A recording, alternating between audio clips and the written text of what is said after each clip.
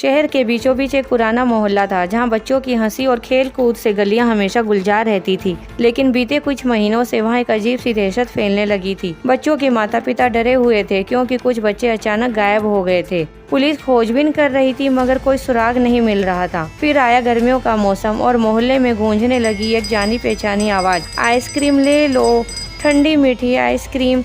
ये आवाज एक बूढ़े आइसक्रीम वाले की थी जो हर रात 10 बजे आता था।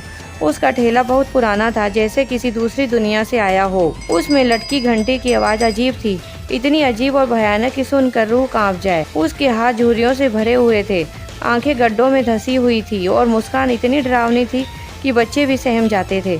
मगर उसकी आइसक्रीम वो कुछ अलग थी, एकदम सफेद, ठंडी और बहुत मीठी। जिसे भी वो आइसक्रीम खानी थी वो कुछ अजीब सा महसूस करने लगता था, जैसे उसकी आंखें भारी हो रही हो, जैसे शरीर सुन्न हो गया हो और जीभ दूसरी आइसक्रीम खाने को मांगती थी। रवि समीर जो दोनों भाई थे, उनको भी इसकी आइसक्रीम बहुत अच्छी लगती थी। रवि 15 साल का था और समीर 17 साल का था। वे दोनों आइसक्रीम वाले की सच्चाई का पता लगाना चाहते थे कि वे आइसक्रीम में ऐसा क्या मिलाता है कि बच्चे और बड़े सभी आइसक्रीम को इतने चाव से मजे लेकर खाते हैं। एक दिन समीर ने पूछा, अंकल क्या आपके पास बहुत सारे आइसक्रीम के ठेले हैं? आप रोज बदल बदल कर लाते हैं? आइसक्रीम वाले ने कहा, हाँ मेरे पास हर रोज के लिए एक नया ठेला है। रवि ने कहा, अंकल आप आइसक्रीम में ऐसा क्या मिलाते हैं कि सब लोग आपकी आइसक्रीम मजे से खाते हैं? आइसक्रीम वाले ने कहा, ये मैं तुम्हें सब नहीं बता सकता। एक रात दोनों ने ठान लिया कि वे इसका पीछा करेंगे। रात के 10 बजे जब मोहल्ले की लाइटें बुझ चुकी थी, वो सब गली के कोने में छिपकर आइसक्रीम वाले का इंतजार करने लगे। घंटी बजी, टन टन, और वो आइसक्रीम वाला धीरे धीरे आता दिखाई दिया।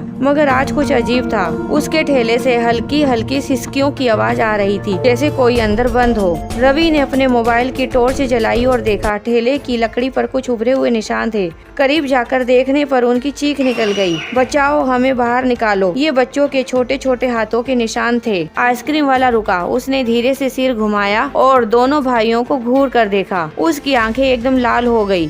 उसने अपनी काली जीभ बाहर निकाली और गुस्से से बोला, तुमने देख लिया, अब तुम्हें भी मेरी आइसक्रीम बनना पड़ेगा। इतना कहते ही उसने अपना ठेला खोला और उसके अंदर मांस के कटे हुए टुकड़े